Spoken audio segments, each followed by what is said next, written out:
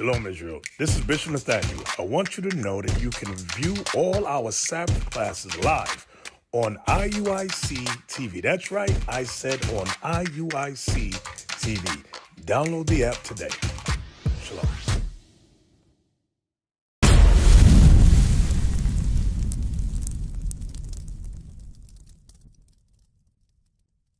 But this right here is what God calls us. What's that say? Judah. You ever heard that? You heard you from the tribe of Judah? Who taught you that? Okay, so let me ask you a question. How did the so-called African Americans get here to America? On ships, right? Slave ships. Okay. You know that was in the Bible? That's literally in the Bible. You're right, everything is in the Bible, including our history.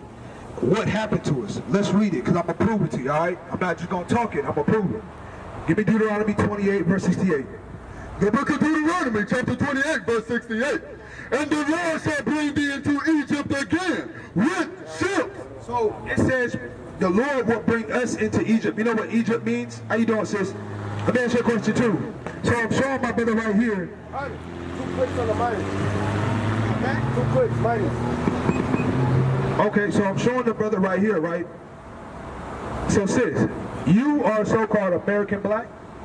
Okay, so that means you come from the tribe of Judah, all right? You are Israelite, the Bible speaks of, right? You are a prince from the tribe of Judah. You are a princess from the tribe of Judah, you understand? So how will we know, right, that our history connects and lines up with the Bible? We're going to read the proof, all right? We have these signs because we know that we're visual people, all right? So this is important for us to be learning. Go ahead, start from the top, read. The book of Deuteronomy, chapter 28, verse 68. And the Lord shall... Slow it down, slow it down. And the Lord shall bring thee into Egypt again with ships. So Egypt, what does Egypt mean?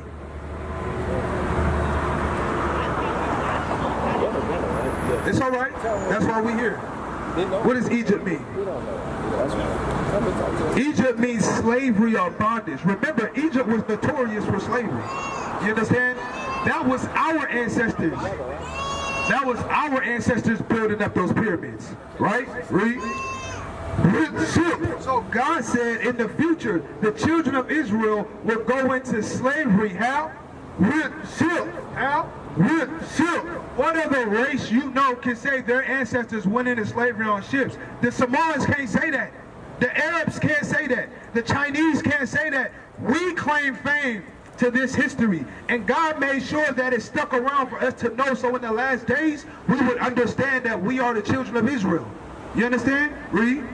By the way whereof I spake unto thee. Meaning the way it was told to us how we were going to go into slavery, that's exactly how it happened. Read.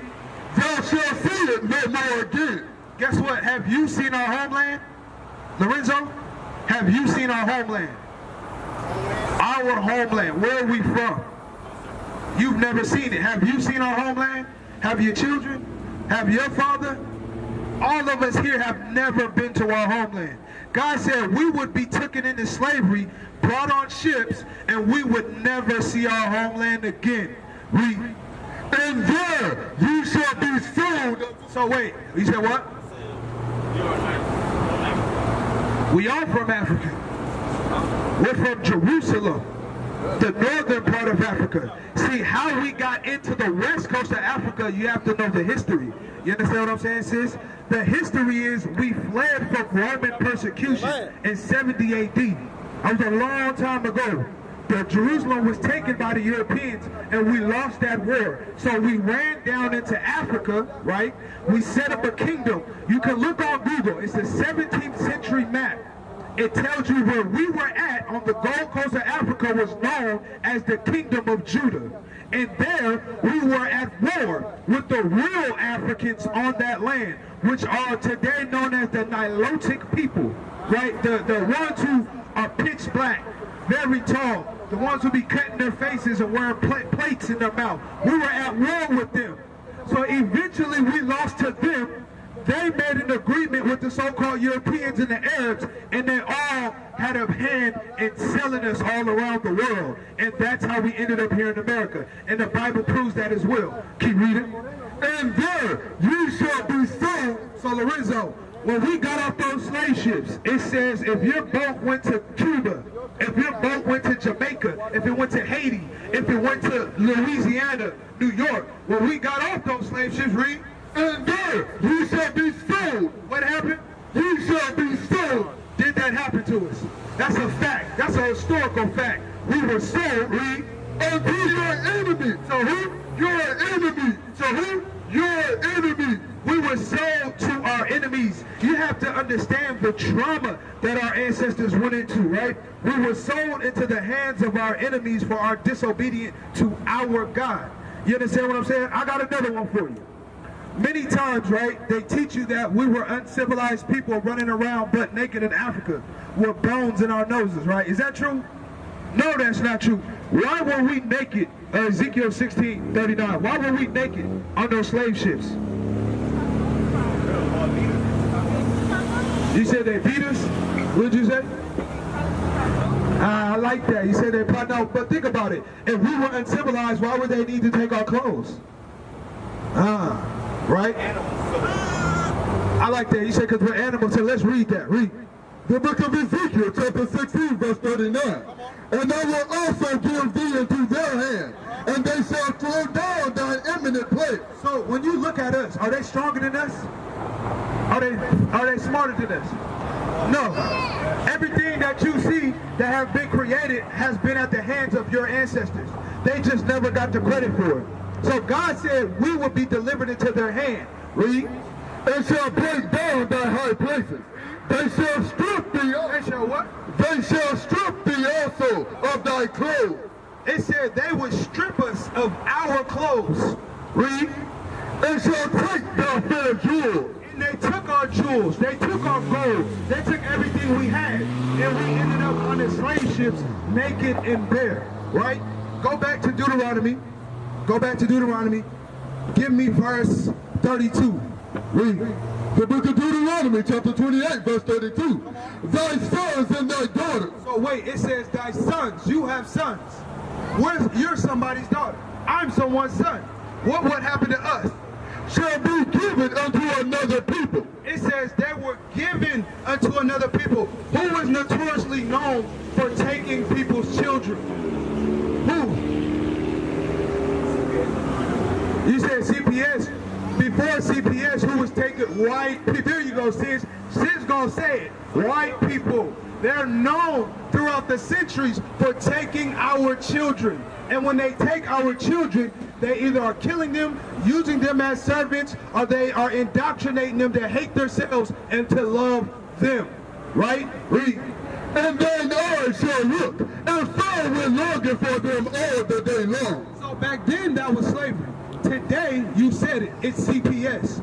Think about it. We be afraid to whoop our children in public because in the back of our mind, we like, one of these white people might see us and then report us. You get what I'm saying? We be afraid because we know they will try to take us from our children. But in the whole time, their children is doing what? Their children have a breakdown because mommy wouldn't let Timmy go outside with his friends and go get daddy's pump-action shotgun and go shoot everybody at school. But they got the nerve to be worried about our children. Did you ever show your kids that movie, Diary of a Wimpy Kid? You haven't showed them that? But you know what I'm talking about, right? So that little boy right now was on trial for murdering his parents. You didn't know that, huh? Give me verse 48. The book of Deuteronomy, chapter 28, verse 48. Therefore shalt thou serve thine enemies. God said we went into slavery and had to serve our enemies. Why? Which the Lord shall send against thee, in hunger, and in thirst. We had to serve them for food, we had to serve them for water, and we had to serve them for clothing. Think about it today. We work a job so that we could provide what? Food, water, so we still serving them to today. And they have a mega infrastructure that generates millions while we're getting paid paycheck to paycheck, getting crumbs, and then they're taxing the crumbs that we get. right? But then they tell you and I, well, pull yourself up by your bootstraps. But you created every way possible for me not to succeed, right? Read.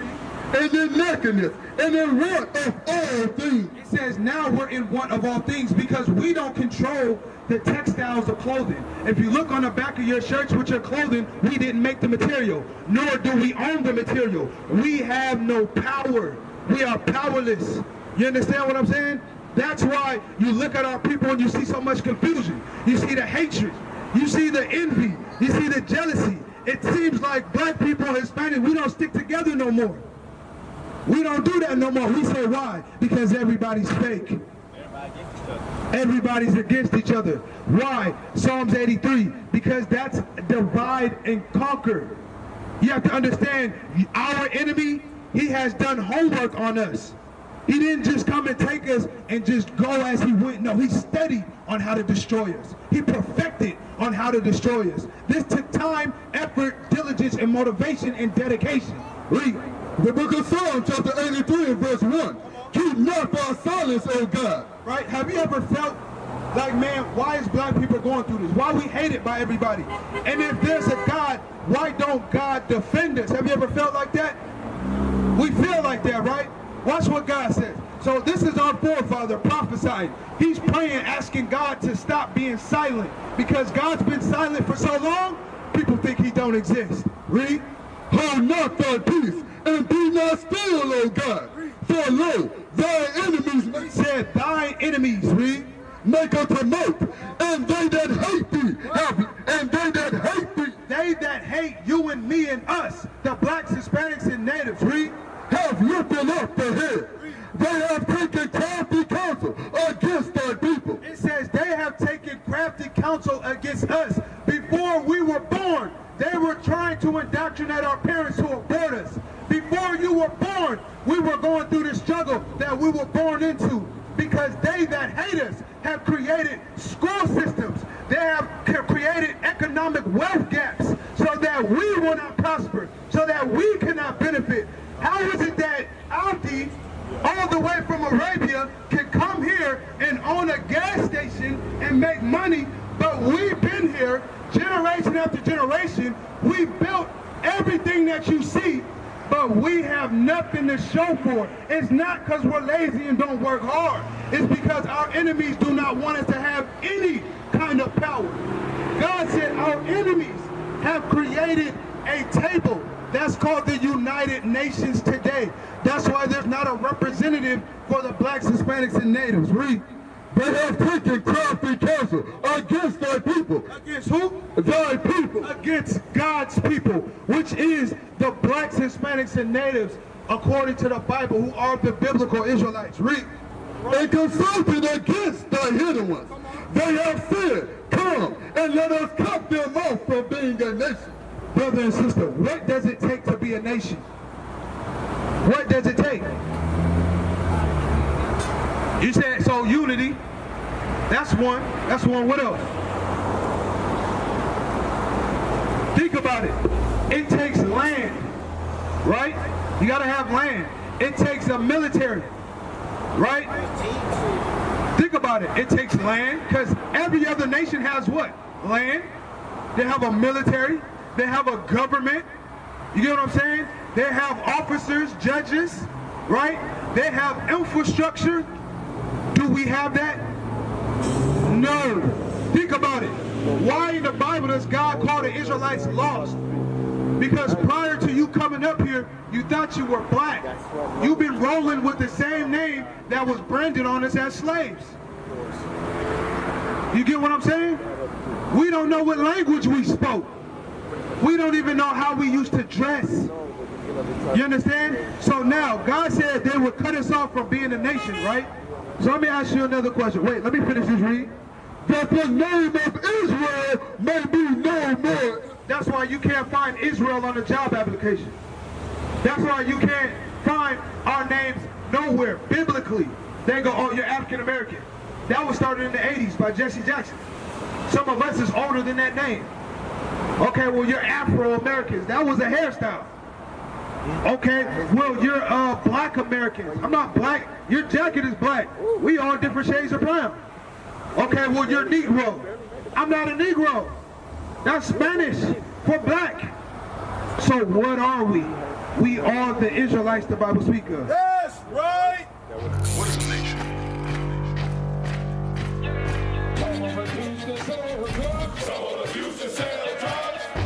Nation is men leading by example.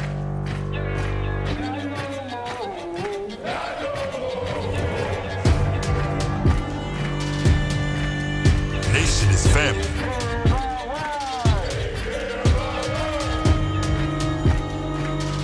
Nation is community.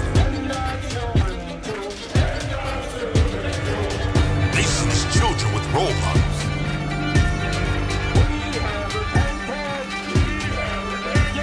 Nation is unity.